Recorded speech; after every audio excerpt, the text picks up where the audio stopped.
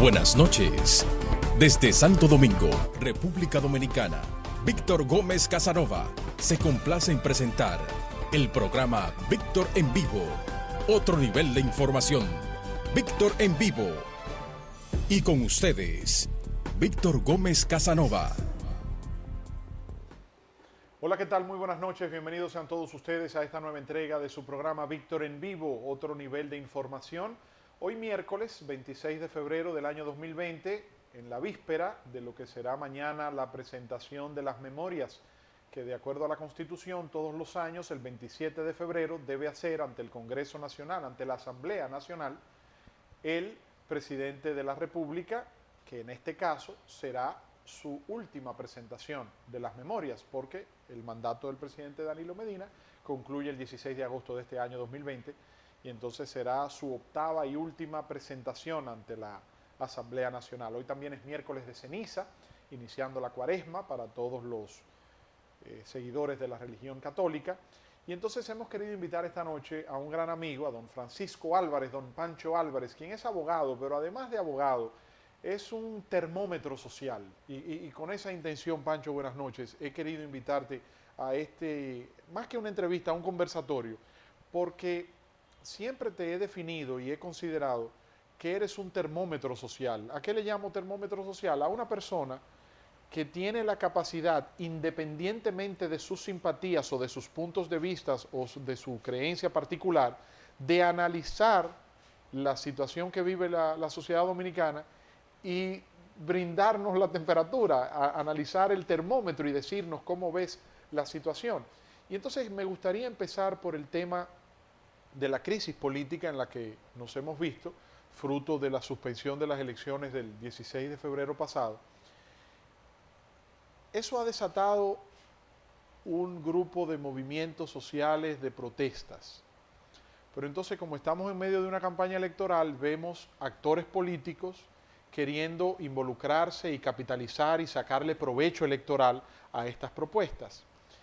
La primera pregunta va en esta dirección. ¿Tú entiendes, Pancho, que estas manifestaciones de protestas tienen un sentido partidario? O sea, esto es en contra del PLD y en contra del gobierno y a favor del candidato X de la oposición, ¿o es más un sentimiento social antisistémico?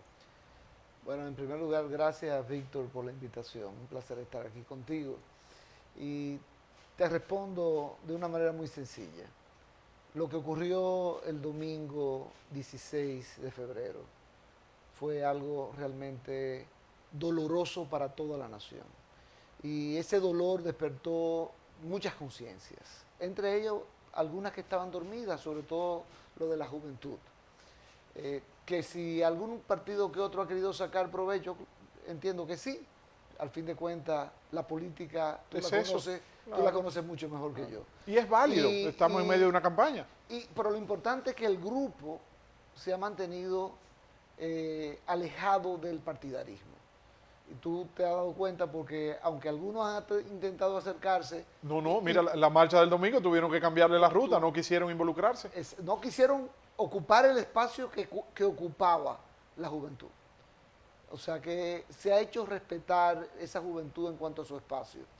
Y tú dices, bueno, es un movimiento antisistémico, ¿no? O sea, antipartido de manera particular. No, hay personas que critican esas actividades de la juventud de protesta, diciendo que no tienen un discurso de contenido, que no se sabe dónde va. Yo no creo en eso. Yo tampoco. Yo creo que que ellos sí. Ellos no presentarán una propuesta electoral en términos de estas elecciones, pero de que sí están manifestando lo que quieren es evidente. Y lo poderoso de su mensaje, claro, su pura presencia allí. No necesitan tener un discurso de esos que estamos acostumbrados de los partidos políticos. Ni un picapollo, ni 500 pesos para el pasaje, ni una guagua. Y cuando tú ves que de repente hay grupos que se dedican a recoger la basura, grupos que traen agua para regalársela a los policías, demás, comida sí que se reparte gratuitamente entre las personas que van. La originalidad de las pancartas con las que expresan también la originalidad de sus mensajes. Y me preocupa mucho que algunos sectores han querido criticar y de una manera, la palabra es fea, ese despertar de la conciencia de nuestras juventudes. ¿Por qué? Porque han comenzado a poner, miren, jóvenes que patinan en la Plaza de la Bandera, que es un sitio patriótico, o que bailan. Así es que se expresa la juventud. O que hacen yoga. O que hacen, bueno, pero ahí tú sabes, ya no Sí, es tanto la, pero, la pura juventud. pero es un área de esparcimiento. Pero no. Independientemente de que es un monumento a la patria y de la solemnidad que representa, también es un área recreativa. Y ahora mismo es el lugar que ellos han ocupado Claro. para mandar ese poderoso mensaje que es su sola presencia allí. Y qué emblemático, el lugar de la Plaza de la Bandera. Absolutamente. Entonces, para mí, yo creo que eso ha sido muy valioso. Yo también, Y opino que igual eso que hay tú. que preservarlo. Algunos dicen, bueno, va a pasar como la Marcha Verde. Que se diluye. Que va a venir decreciendo. Bueno, eso puede pasar en cualquier parte del mundo. No importa, pero dejó la semilla. Pero ya está sembrado. Claro. Y ya el mensaje quedó sembrado. ¿Cuál es el mensaje? Autoridades, partidos políticos, preocúpense. No es para que tú hagas conmigo lo que a ti te dé la porque gana. estamos aquí. Yo no te estoy dando una patente de corso. Y mañana nos vamos para nuestras casas, pero hasta nuevo aviso. Y estamos vigilantes. Entonces, usted sabe lo que ha pasado en otros países con este tipo de protestas, Los ¿no? indignados en España, En Chile. en México, yo también soy 47, 37, Sí. 507, no recuerdo ahora el número, pero tenía un movimiento en Chile. Entonces, sí, yo creo que las autoridades tienen que tomarse eso muy en serio. Muy en serio, yo Los de la también. Junta Central Electoral, el gobierno, que yo creo que ha actuado con cierto comedimiento. Fíjate que inmediatamente hubo un incidente de 1, 2 o 3 bombas lacrimógenas, se tomaron una serie de medidas de manera muy Acertadas. firmes Sí. para evitar que esto pueda ir a peor, este tipo de agresión contra los jóvenes manifestándose Sin en paz. necesidad. Y sobre todo, porque obviamente cualquier cosa que pase ahí, aquí se le va a pegar al gobierno, no es a los partidos de oposición. De hecho, ya se le ha pegado, Pancho. Bueno, ya, y ciertamente, yo creo que, como alguien me dijo, a Luis Abinader se le han estado los astros, ¿cómo que se dice? Alineándosele los astros con esta manifestación. Porque eso es un elemento favorable para la oposición y desfavorable para el partido oficial. Esa es la realidad. Si se encuestan, se va a dar cuenta. Por cierto, por ahí viene una encuesta importante que espero a recoger el sentimiento de lo que pasó ese domingo 16 de febrero. Ahí quiero que entremos ahora. Es evidente que el gobierno y el Partido de la Liberación Dominicana han sido más afectados por estos movimientos y por estas protestas, porque una gran parte de la sociedad y sobre todo el lenguaje y los mensajes con los que se expresan esos grupos es de cuestionamiento a la autoridad, y el partido que está en el gobierno es el PLD, representa a la autoridad, aunque en el tema electoral la Constitución le establece sus propias responsabilidades, su mandato constitucional a la Junta Central Electoral, pero tú sabes que el pueblo, la mayoría de la gente no entiende bien esa delimitación. Este es un país presidencialista. Exactamente. Entonces, si bien es cierto que el gobierno y el PLD pudieran ser los más afectados por esta situación, no menos cierto es que en términos electorales no se vislumbra o no se percibe que las propuestas de oposición encarnadas en Leonel Fernández y en Luis Abinader, sobre todo en Luis Abinader, presenten niveles de aceptación o de intención de voto tan fuertes como los que sí proyectan los mensajes de estas protestas. Entonces, eso hace que nos preguntemos, ¿será que los candidatos de oposición no están capitalizando en términos electorales, en su justa dimensión, estos niveles de cuestionamientos o de inconformidad? Fíjate, lo que pasa es que tú tienes que tomar en cuenta que, como dice por ahí, al dedo malo todo se le pega. Y aquí todo se le pega al gobierno. Esa es la realidad. Por eso tal vez la estrategia de la oposición es sencillamente sentarse a esperar y cosechar los resultados de esas manifestaciones. Dejar que la pelota corra. No, y de esas para no cometer errores. Tú sabes que uno de los aspectos que yo espero que se mande a guardar y no se recoja nunca jamás es el tema de la estrategia política. Yo estoy arriba en la encuesta, yo no tengo que ir a debatir. Sí, Ese tipo de De estrategia a mí no me luce. Es una irresponsabilidad frente al electorado.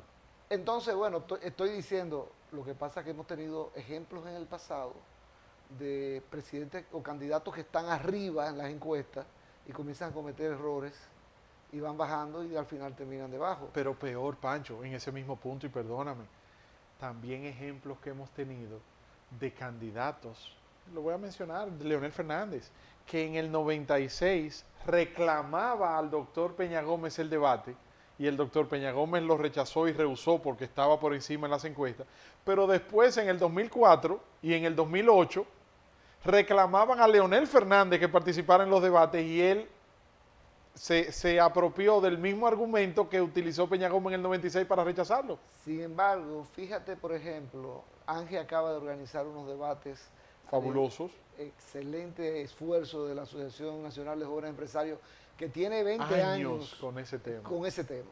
Y cada vez va superando el año anterior. Y en esta ocasión fue fabuloso. Aunque Santiago dejó mucho que desear en términos de la calidad. Pero el Distrito Nacional estuvo bueno. En el Distrito Nacional, sí. Eso era para sentarse a analizar lo que ocurrió. Se veía que varios de ellos tenían su equipo de entrenamiento. Cuando tú veías a Carolina diciendo, no voy a utilizar mi tiempo de contrarréplica, eso obedecía a una estrategia que se había diseñado. Pero lo interesante es que, por ejemplo, Domingo Contreras, que se señalaba que estaba en la disputa con Carolina Mejía muy cerrada, pues se dejó arrebatar de Bartolomé. De Bartolomé sí, Pujar, sí. Pues el liderazgo, ¿no? Claro, y la polarización. Así fue. Entonces se quedó Domingo en un tercer... Rezagado. En el debate Bartolomé tuvo una contradicción más fuerte con Carolina Mejía. Entonces, Bartolomé era una persona que estaba muy debajo en las encuestas. Claro. Él tal vez... Y desconocido por amplios sectores de la sociedad que no lo conocían hasta ese momento. Y él tal vez no logre, pues obviamente, obtener un beneficio para estas elecciones. Pero ha sembrado muy bien. Acaba de sembrar para el futuro de una manera importante. Y ha hecho una muy buena campaña. Entonces, por eso es que es importante el debate. El debate. Tú sabes que cuando yo fui diputado y se conoció el borrador de ley de partido, nosotros propusimos la introducción en la ley de partido del debate por ley. Hay que va a los partidos. Bueno, ahí está. Las cúpulas partidarias. Está en la ley electoral. Sí, pero de la manera en que nosotros lo habíamos propuesto. No como la queríamos. Que era obligatoria. Claro. O sea, eso no es cuestión de que no va al debate. No, y con una comisión creada y que trabaja exclusivamente para esos fines, como se hace en Estados Unidos, en España, que tienen una comisión trabajando solamente los temas y la organización de esos encuentros de debates. Y tú sabes que a quién impacta más eso, a la juventud. Ahora que estamos viendo a la juventud manifestarse. Empoderada. Porque bueno, es entretenido el debate. En las universidades... Por ejemplo, en la Pucamaima, yo estaba en un taller este fin de semana pasado y este fin de semana que viene tienen los estudiantes de último año pues un debate. O sea, realmente hay que ir introduciendo a la juventud en ese tipo de actividades que va levantando la conciencia de la juventud que necesitamos que participe para que se produzca el relevo generacional. En Estados Unidos, una de las materias de mayor interés y que despierta mayor entusiasmo es la cátedra de debate. Y tú sabes que yo viví una experiencia, nunca olvido, que nuestro profesor de debate nos ponía en pro y en contra del mismo tema. O sea, te llamaban hoy, Pancho, defiende el aborto. Y entonces tú te parabas en el podio a presentar tus argumentos de por qué defender el aborto. Bueno, Pancho, pero a las 2 horas o al otro día o en la próxima clase, Pancho, en contra del aborto.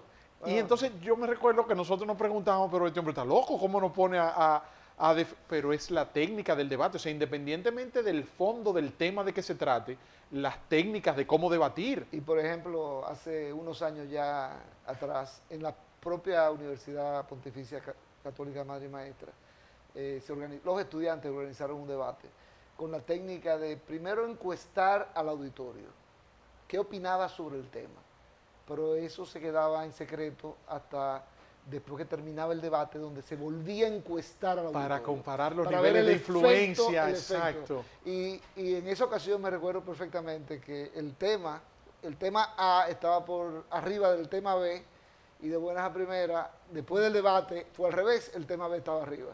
O sea que Mira, ese tipo de técnica a la juventud le interesa, activa a la juventud, ¿no? Y eso es lo que hay que tratar de hacer en la política partidista y las campañas electorales debemos cambiarla en República Dominicana. Sí. Estamos completamente sepultados en el clientelismo, porque es la forma fácil de hacer política. El puro clientelismo. Tener el día de las elecciones o el día antes, guagua, montañas de dinero en efectivo y montañas de dinero en efectivo para estar distribuyendo, algunas veces comprando votos, cédulas, otras veces sencillamente, no, que esto es para incentivar a mi gente que vaya a votar. Los activistas. Pero esa gente que estaba en la Plaza de la Bandera y que ha estado, ni un peso. Eso no recibe un peso. Y por ejemplo, en participación ciudadana, los voluntarios nuestros que observan las elecciones, nosotros, pues obviamente hay gente que no necesita ayuda y gente que es muy pobre y necesita que uno pueda ayudarlo con el pago del transporte o con lo que va a comer durante el día, pero obviamente están sacrificando su día para ayudar a la democracia y su tiempo, y eso es lo más valioso realmente que tenemos. Pancho, ¿cómo tú entiendes que ha sido el manejo del gobierno, sobre todo del propio jefe de Estado, el presidente Danilo Medina, en cuanto a reaccionar a esta crisis de la suspensión de las elecciones? Bueno, mira, en primer lugar, recuérdate que el lunes siguiente, bueno, domingo fue el día de las elecciones, el 17, el lunes 17, él se dirigió al país. Él habló en la noche. En la noche.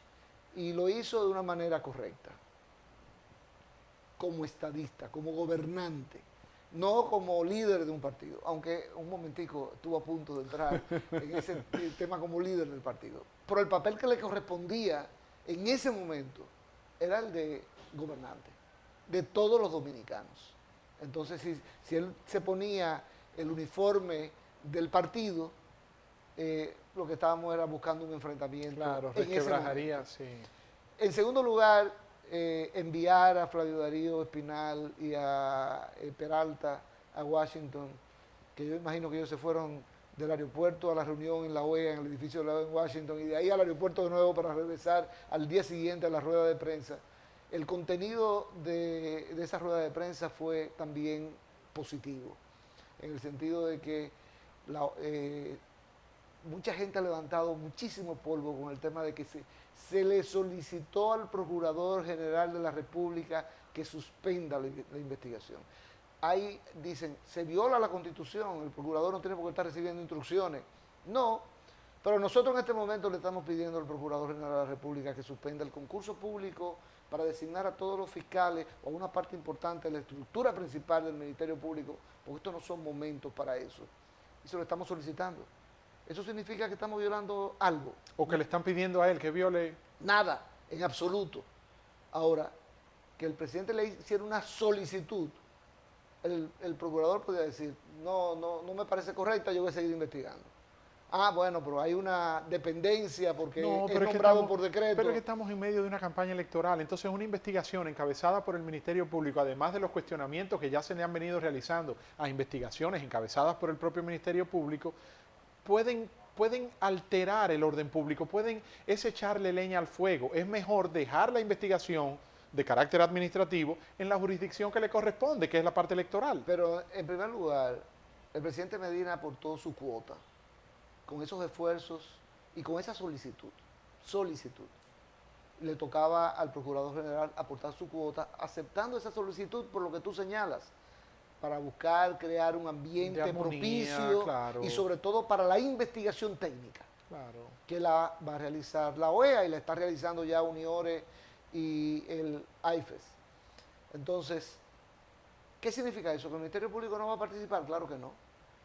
Significa eso que se va a levantar un informe con lo que ocurrió y ojalá se puedan señalar responsables y a partir de ahí el Ministerio Público retoma la investigación. Exactamente. La parte penal, que es lo que, porque estas implicaciones de encontrarse evidencias, pruebas de participación, tendría responsabilidades de carácter penal, ahí el Ministerio Público entra y retoma, pero ya con un precedente de una investigación realizada por estos organismos. Exacto. Lo que estoy diciendo es que no se está abandonando, no se le está pidiendo que renuncie a su función al Ministerio Público, sino que le dé espacio. Un stand-by, una mira, suspensión temporal. Eso es como en cualquier caso, y en los casos de fraude bancario en los que yo he participado siempre ha ocurrido.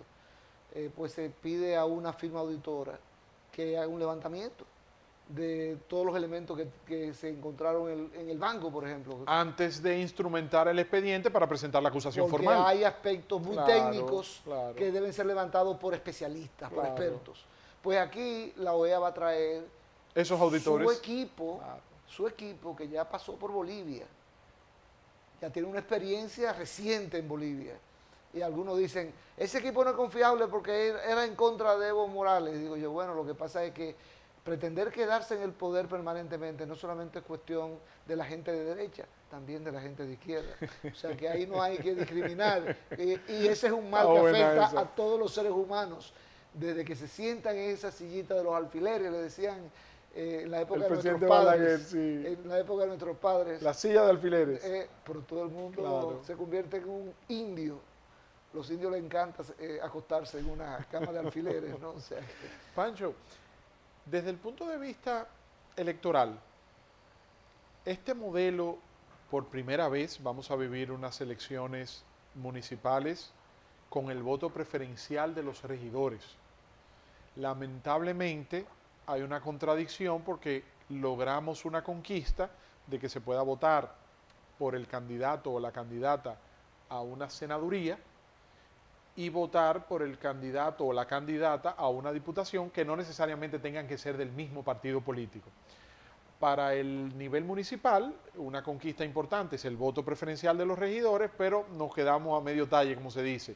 No dejamos el arrastre. Sí, se mantiene que tiene que ser del mismo partido. Esperemos que para el 2024, cuando sean las nuevas elecciones municipales, perdón, sí pueda conquistarse ese nivel de independencia, de que podamos votar por el alcalde, el candidato a alcalde de un partido y el candidato o la candidata a la regiduría de otro partido.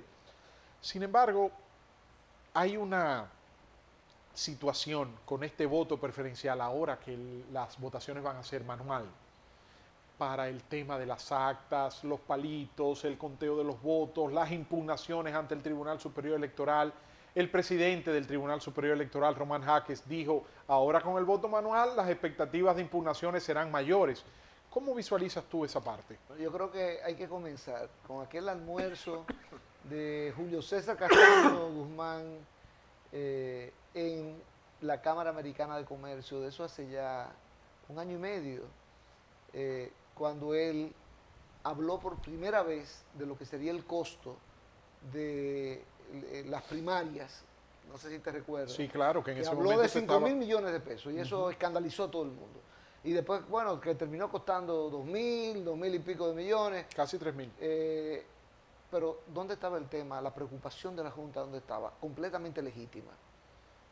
Vamos a unas primarias y después vamos a unas elecciones y en las primarias ¿cuántos candidatos o precandidatos va a haber?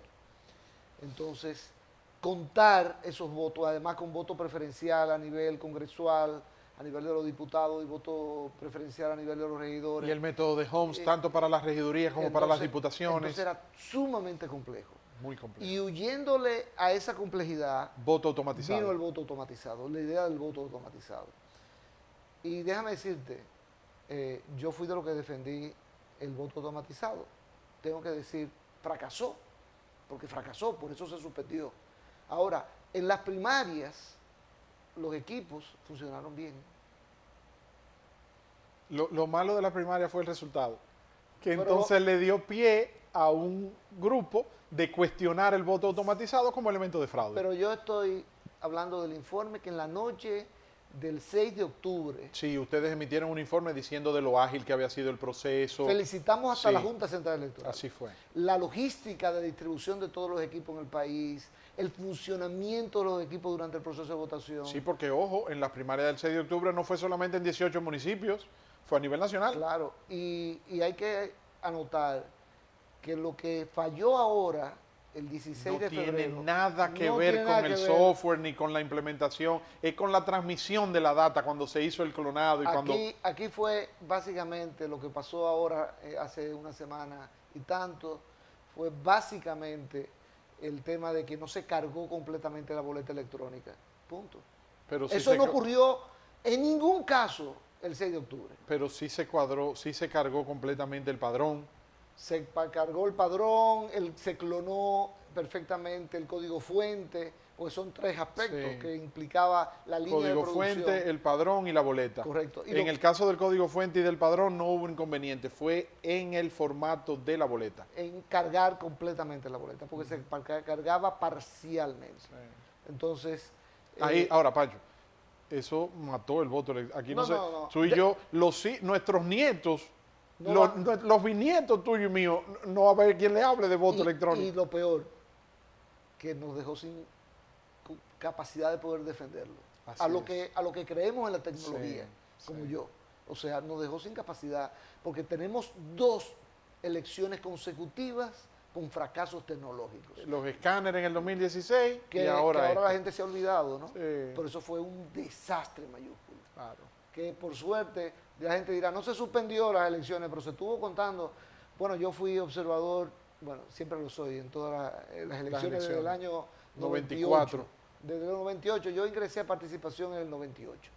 Ya había observado la del 96, participación ciudadana. Esas fueron las únicas que me he perdido, porque en aquella época yo era joven y estaba en la directiva de la Asociación Nacional de Jóvenes Empresarios, de la que me tuve que jubilar, obviamente. Hace mucho tiempo.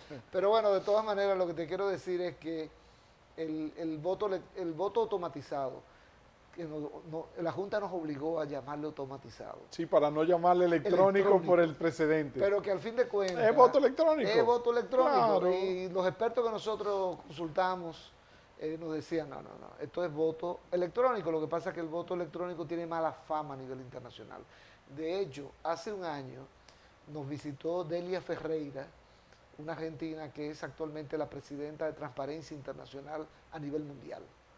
Tiene su sede en Berlín, Alemania. Y la trajimos a República Dominicana en febrero del año pasado y hubo un almuerzo de Grupo Corripio. Ella, lo que nosotros ignorábamos, es una experta en materia de voto electrónico, pero una experta crítica. Ella dice que el voto electrónico No sirve. no, tiene demasiado riesgo. Y uno de esos periodistas sagaces, no solamente se contentó en hablar de transparencia, que fue para la que lo trajimos, Se metió en el tema sino del voto que parece que electrónico. encontró que ella sabía de eso y le preguntó. Y ella dijo, me recuerdo porque Yo recuerdo hubo la una reacción entrevista. del presidente de la Junta Central Electoral diciéndole ignorante. Y ella acaba de enviar un tuit hace unos días diciendo, el tiempo me dio la razón. O sea, y qué pena que sea así. Qué pena. Qué pena, porque yo mandé un tuit asumiendo mi responsabilidad. Porque muchos en Participación Ciudadana pensaban, eso no sé, siguiendo los pasos de Delia, no es bueno meterse en ese punto. Yo era de los que defendía el voto electrónico y mandé un tuit diciendo fracasó, pero fracasamos todos. Pero Pancho, Roberto Rosario, porque tú y yo nos identificamos con la tecnología y saludamos el voto electrónico, el voto automatizado, aunque reconocemos que ya después de este golpe es imposible levantar esa bandera nuevamente. Pero tú sabes lo que tú ver a Roberto Rosario, expresidente de la Junta Central Electoral, que abogó en su momento, no solamente por los escáneres, sino también por el propio voto electrónico, cuestionarlo hoy. No, peor aún. Yo tengo evidencia, lo que te voy a contar es algo surrealista, ¿no? De que en marzo del 2016, estábamos a cuánto de las A elecciones? 60 días. A 60 días de las elecciones. Hubo una solicitud de la Junta Central Electoral de Roberto Rosario al suplidor, es una empresa española, se llama Indra, La de los escáneres. para que modificara la configuración de los escáneres que se habían comprado, extendiendo la vida útil de la batería y otros detalles más. Y la respuesta de Indra diciendo, estamos a tiempo porque los escáneres todavía están en producción en China. A 60 días de las elecciones. Nosotros trajimos un experto que nos asesoró en ese tema de la tecnología y de los escáneres y nos dijo, el riesgo de que haya un problema es enorme, porque con la tecnología tú no puedes jugarte. Y tú tienes que hacerlo todo con tiempo suficiente. Mira la muestra ahí. Uno de los aspectos, por ejemplo, y yo conversé con Miguel Ángel García, que está ahora mismo en una situación, en la hoguera. En la hoguera. Y yo sigo creyendo que es una persona Muy íntegra, capaz e íntegra. Y lo quiero decir aquí públicamente. Y yo conversé con él ese día de las de las elecciones el 16 de febrero. Y yo quiero relatar esto, creo que no he dicho en ningún programa de televisión. Él me dijo, esto ha sido un problema técnico y el responsable soy yo. Yo no puedo delegar la responsabilidad porque esa responsabilidad recaía sobre mi sombra. No puedo decir, los miembros de la Junta no son ninguno experto en informática. La responsabilidad es mía. Ahora, claro, me explicó, perdimos una semana de nuestro cronograma con aquel impasse que hubo de que el Tribunal Superior Electoral no había terminado de fallar todas las impugnaciones. Mientras no se terminaran de fallar, no podía ni mandarse a imprimir la boleta, ni mandarse a configurar la electrónica, ¿no? Y eso hizo que el proceso fuese mucho más rápido. Cada vez que tú le agregas velocidad a un proceso que incluye tecnología sofisticada, aumenta el margen de error. El margen de error crece. Entonces, claro, uno va a decir que esto nada más fue un error técnico. No, pudo haber habido un error, porque como un fallo técnico producido por inducido por una conducta humana. Nadie puede decir que eso no pudo haber ocurrido, sobre todo en este país. Ahora, hay que esperar que la OEA, que viene con una nutrida delegación de técnicos ya fogueados en estos temas electorales y de tecnología, acá en la República Dominicana yo confío mucho en que va a haber un reporte que nos va a explicar qué fue lo que pasó. Hasta el más mínimo detalle. Como debe ser, porque tiene que haber consecuencias. Claro que sí. Definitivamente. Pancho, ¿entiendes que para las elecciones municipales del 15 de marzo, la nueva fecha, la población reaccionará con mayor desconfianza y por lo tanto pudiera aumentar el ya de por sí alto número de abstención que se acostumbra en estas elecciones municipales?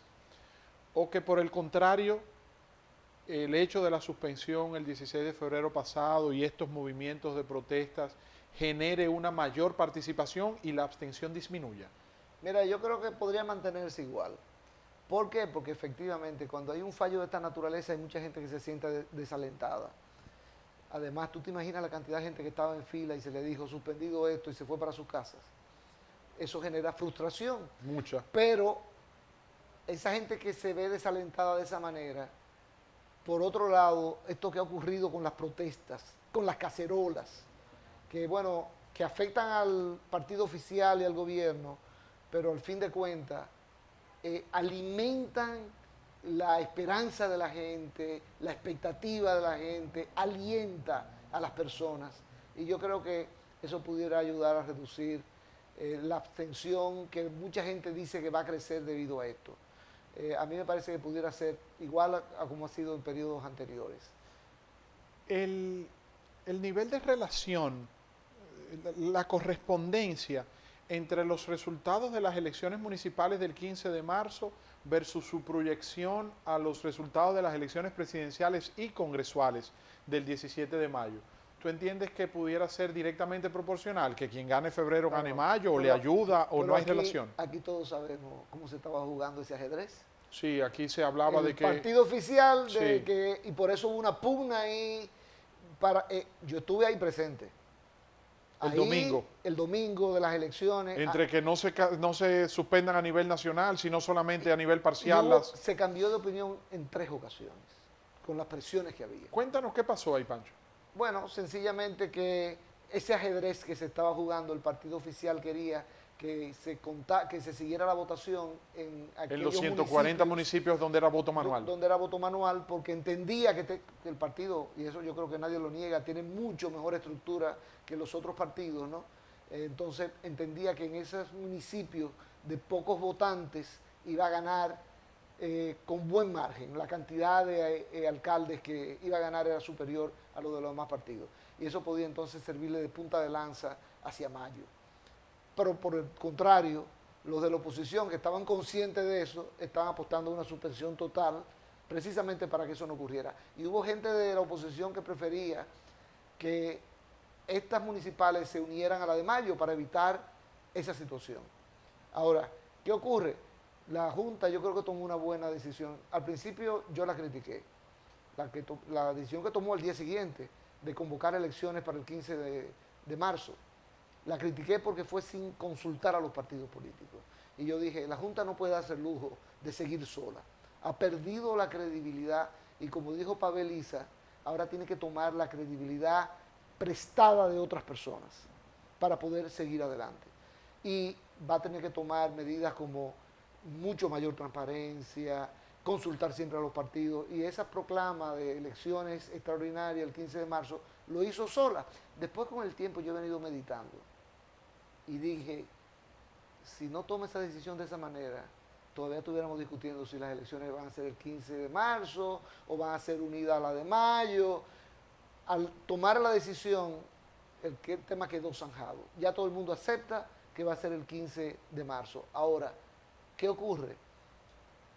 Ahí puede el PLD volver a sacar más alcaldes, es posible, pero yo entiendo que se va a reducir sustancialmente el número de alcaldes que podía ganar el 16 de febrero a lo que puede ganar ahora en marzo.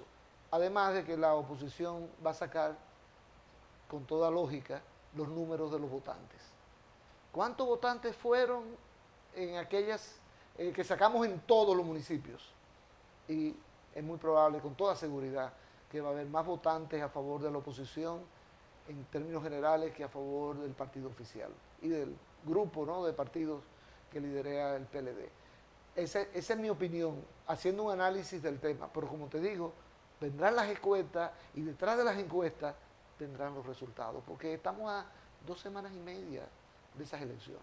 ¿Qué te pareció la presentación, la escogencia por parte del candidato del PLD, Gonzalo Castillo, de la actual vicepresidenta, la doctora Margarita Cedeño, para repetir en esa posición como su compañera de fórmula?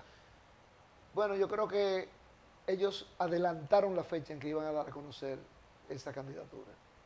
La adelantaron para poder poner sobre el escenario político una noticia que pudiera desviar la atención hacia la misma y no seguir en todos los temas que lo que están haciendo es erosionando la credibilidad del gobierno y del partido oficial. Y yo creo que es una estrategia inteligente, porque fíjate, salió la candidatura y comenzó todo el mundo a especular. Y ella puede, a pesar de tener 2 periodos, no está prohibido igual. Yo soy de lo que entiendo que no está prohibido y que esa candidatura es perfectamente válida. Ahora, es interesante el caso también porque Margarita tiene 20 años, bueno, no, alguien me corrigió ese dato, yo le he dicho, tiene 20 años domiciliada en el Palacio Nacional. Y me dijeron que no, porque los 4 primeros de Leonel y yo no estaban casados. Ahora ella sí estaba domiciliada en el Palacio Nacional. Como subconsultora jurídica. Era subconsultora jurídica del Poder Ejecutivo. Entonces, de una manera u otra, son 20 años en el Palacio Nacional y aspira a 4 más. Interesante el tema, pero otro elemento. Margarita Cedeño, yo le quito el de Fernández. Yo creo que ha sido una víctima por ser mujer en la República Dominicana. Porque Leonel Fernández debió en algún momento decir, es que ahora a ti es que te toca. No es a mí que me toca, es a ti que te toca y te voy a apoyar. Pero eso nunca ocurrió. Sus compañeros de partido, de ese partido donde ella se quedó, tampoco la apoyan de manera como ella se lo merecería. Porque, vamos a estar claros, ella ha sabido jugar a la política, ella ha sabido posicionarse políticamente, por eso la escogen. No, bueno, dirán, también porque es la pareja de Leonel Fernández. ¿Tú entiendes que su escogencia fue más por necesidad que por gusto? Yo creo que es mucho más por necesidad que por gusto. Y yo creo que le hace bien a la candidatura del PLD y que fortalece la candidatura de Gonzalo, que está muy debilitada. Porque ese es el otro tema, es que el PLD escogió un candidato que no tenía las mejores condiciones, vamos a decirlo de esa manera. Y ha tenido que trabajar a marcha forzada y ha tenido que utilizar los recursos del Estado, porque no solamente se vio ahora en esta campaña antes de las municipales, sino que se vio también durante la precampaña para las primarias. Y Participación Ciudadana, por ejemplo, en una declaración que hizo, criticó que de buenas a primeras apareció un spot en televisión que dura todo el tiempo del mundo, pues se supone que un spot debe durar 30 segundos, 45 segundos, este dura 3 minutos o 2 minutos, y es todo el tiempo del mundo, hablando del origen, de Gonzalo. Y la pregunta es, ¿y ya la Junta Central Electoral proclamó la apertura de la campaña presidencial? ¿Tú has escuchado de eso? Pues yo hasta ahora no la conozco. Ahora, alguien me criticó y me dijo, ¿y solo Gonzalo? Y yo tuve que decir, no, también he visto campañas, por ejemplo, de Abinader, porque cuando tú vas a hacer un análisis, tú tienes que hacerlo de manera objetiva. Tú no puedes nada más mirar un solo lado, tú tienes que mirar los dos lados. Ojalá pudiéramos decir, solamente fue de un lado. Y ojalá pudiéramos decir, no fue de ninguno de los dos lados. Pero vivimos una realidad que tenemos que modificar en República Dominicana. Las elecciones no pueden seguir siendo como son. No pueden ser tan costosas. No pueden estar sangrando al empresariado en la República Dominicana como tú sabes que ocurre. Y ahora con esta posposición todavía más, porque ahora estamos en víspera de un proceso de 5 vueltas electorales. Las primarias del 6 de octubre, las elecciones suspendidas del 16 de febrero, las municipales del 15 de marzo, las presidenciales del 17 de mayo y en caso de una segunda vuelta, entonces el tercer domingo de junio estaríamos hablando de 5 procesos. ¿En qué tiempo? En menos de un año. Sí, mucho menos de un año. Ahora, óyeme, entre octubre y junio, en 9 meses. Sí, un tema que propuso Participación Ciudadana en su declaración que dio a conocer la semana pasada y que está en la página web de Participación. Algunas personas han dicho, pero tú estás loco. Participación propuso, sobre la base de que la campaña electoral municipal se agotó, se suspendió la campaña municipal. No, se mantuvo, agotó, sí. Y hasta el final, hasta el tiempo que le correspondía. Se usaron todo, todos los recursos del mundo pero durante claro, esa campaña. ¿Y por qué entonces no hacemos una tregua y cesa la campaña electoral hasta el... Porque se supone que el 16 de febrero el que iba a votar sabe por quién iba a votar. Entonces ¿qué nuevo tú me puedes aportar en estos 30 días que ya yo no conozca de ti? ¿Por qué no ahorrarle al país esa publicidad, esa promoción de esos 30 días? Pero no solamente los gastos en campaña electoral, sino toda la distracción de la gente, y la gente moviéndose, la parafernalia toda esa proselitista. Si como quiera ya se agotó toda la campaña. Y los candidatos estarían felices, porque significaría para ellos un ahorro claro, campañas. porque imagínate ahora tienen ellos que buscar, todos los que son candidatos tienen que buscar ahora más recursos para subsistir estos 30 días. Ahora tengo que admitir... Y para el segundo día Pero tengo que admitir que quien la lleva más pesado es la oposición. Porque la oposición no se puede dar el lujo de celebrar un desayuno a nivel de 2 millones de pesos cubiertos, ¿no? Pero es relativo, Pancho, eso, porque sí, coincido contigo, la oposición tiene ahí mayores dificultades en términos de recaudación, pero se ha montado ahora en una ola con este sentimiento y con estas protestas que benefician, porque hay mucha gente que ahora se identifica para votar en contra de, independientemente de quién sea la opción. Y mira, esto no es cuestión de que si los hechos indican esto o no. En cualquier país, bueno, no en todos los países del mundo, pero en la mayoría de los países del mundo. Alguien me dijo siempre que generalizar no es bueno. En muchos países del mundo ocurre que la campaña electoral se controla. Aquí en República Dominicana aquí la Junta nunca ha sido capaz, y ahora con la debilidad que tiene la Junta Central Electoral, mucho menos. Claro. Yo me recuerdo, por ejemplo, bueno, en Francia, por ejemplo, el tema de la promoción en afiches. ¿Qué hacen los franceses? Determinados espacios de cada ciudad donde le brindan a cada partido un espacio dentro de ese. Similar, igual en los segundos y minutos de televisión, la equidad. ¿Tú sabes lo que ha hecho México? Y yo tuve la oportunidad en el 2012 como coordinador de visitar al INE, el Instituto Nacional Electoral Mexicano, y a su presidente en ese momento, que me explicó lo que ellos hicieron para que se respetara la equidad en materia electoral. ¿Y qué fue lo que hicieron? Le dijeron a los medios de comunicación, y a la televisión y la radio sobre todo, ustedes saben que ustedes están utilizando la frecuencia que es propiedad del Estado, que el Estado se la concesiona a ustedes para que puedan transmitir su señal televisiva, radial. Como eso es propiedad del Estado. Si violan. No, el Estado le va a pedir que le donen al Estado una cantidad de tiempo, cada televisora, en términos igualitarios. Y el INE, el Instituto Nacional Electoral Mexicano, lo administra y se lo entrega en equidad a cada partido. Claro, le cayeron arriba los medios de comunicación porque le estaba quitando parte del bizcocho, pero se mantuvo la situación. aquí en República Dominicana, aunque eso afecte a los medios de comunicación, tenemos que hacerlo, ¿tú sabes por qué? Porque la columna vertebral de las elecciones, de acuerdo con la Constitución de la República, es el principio de equidad, que nunca se ha cumplido en República Dominicana, porque ninguna Junta Central Electoral ha tenido el carácter, ha tenido la firmeza de poder tomar medidas para controlarlo. En Brasil, uno de los ejemplos de mayor rigurosidad del cumplimiento de la ley electoral en América Latina, hay ejemplos de candidatos que por haber colocado un afiche, una valla, una promoción en radio o en televisión, antes de emitirse la proclama correspondiente, han sido inhabilitados para poder presentarse en esas elecciones. Mira, y si tú no quieres ser tan drástico, porque la gente me dice, es que esa ley electoral no tiene dientes, o sea, sus sanciones son muy débiles. El régimen de consecuencias. El régimen de consecuencias es muy débil. Y yo le digo, ¿tú crees? Es verdad, de 6 meses a 2 años son la mayoría de los, que castigan la mayoría de los delitos electorales. Y salarios mínimos. Pero yo le digo, yo me conformo con 6 meses. De 6 meses a 2 años, me conformo con 6 meses. Vamos a comenzar.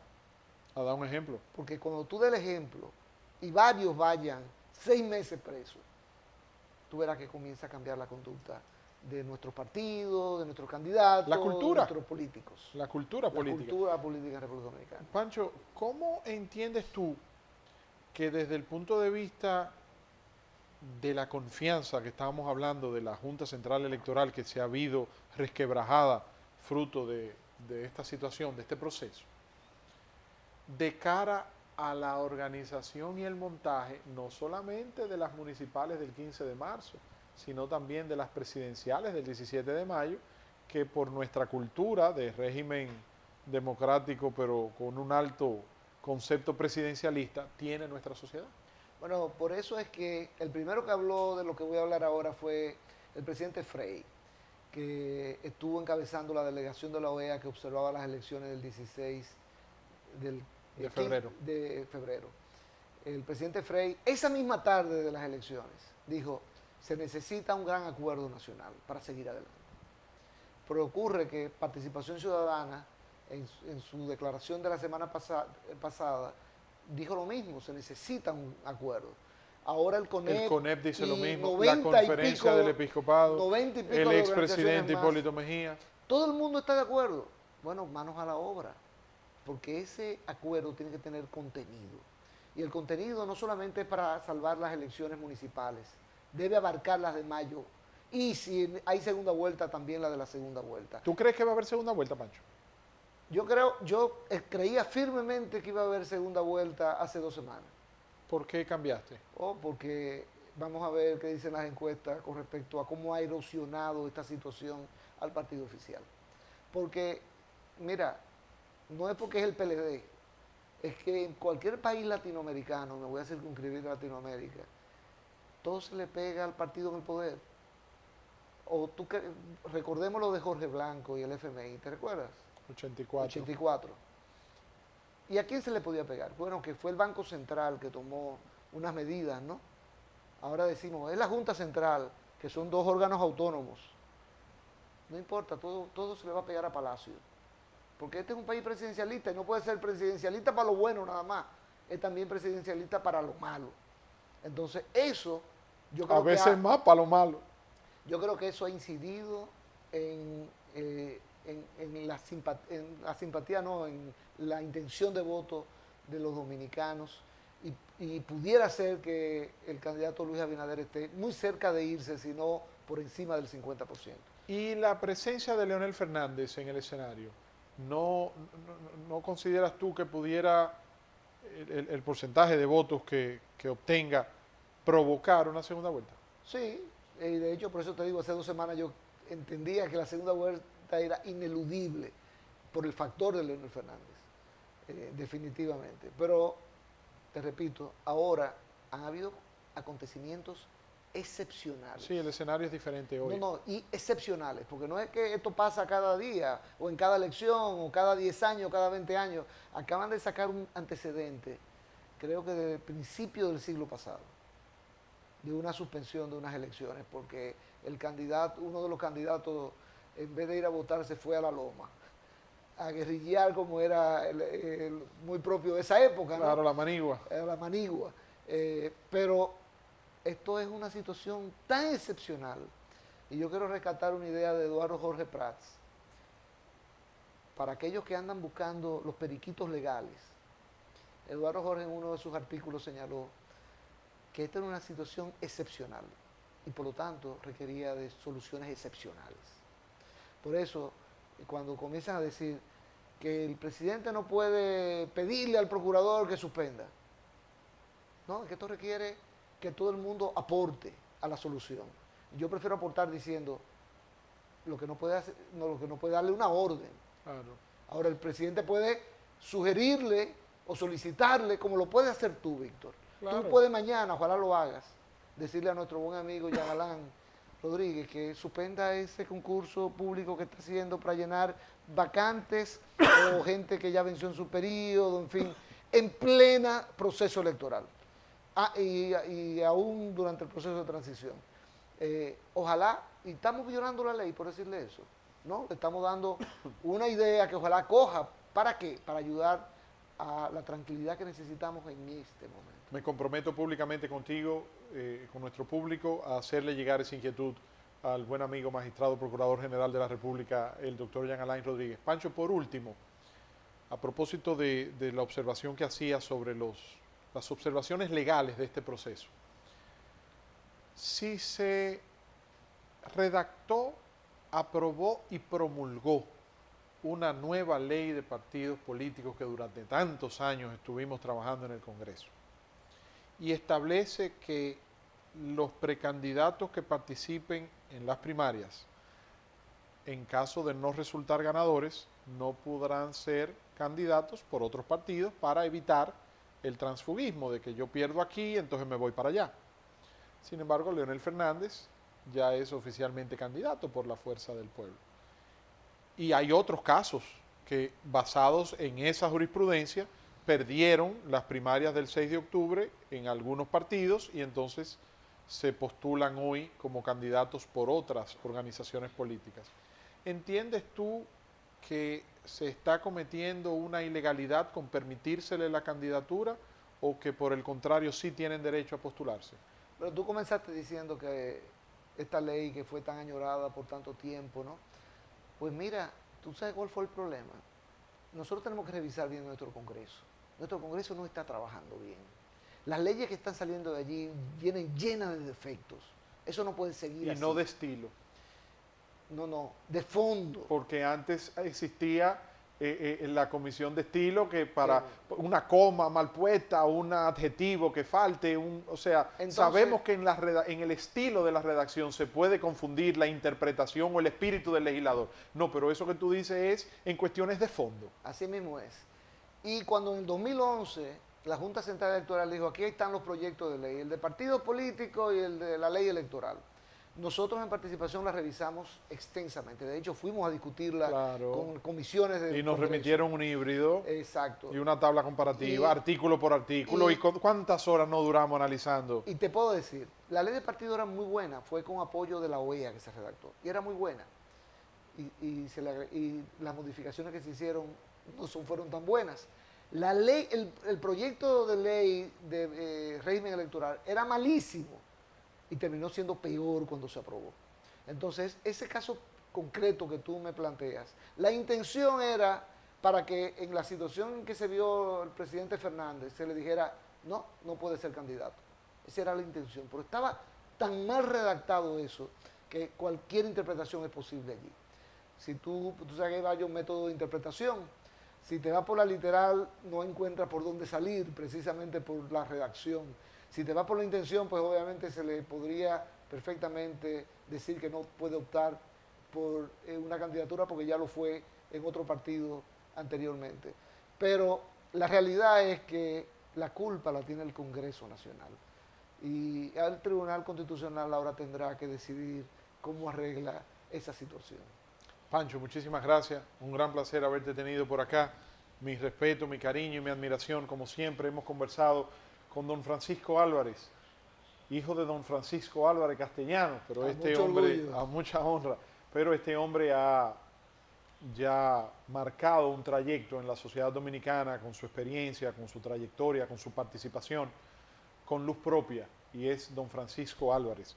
Y te agradecemos por estas explicaciones, por la oportunidad de tener este conversatorio. Esperamos que haya sido del agrado de todos ustedes. Les invitamos a que nos sintonicen de nuevo mañana en una nueva entrega de su programa Víctor en Vivo, otro nivel de información.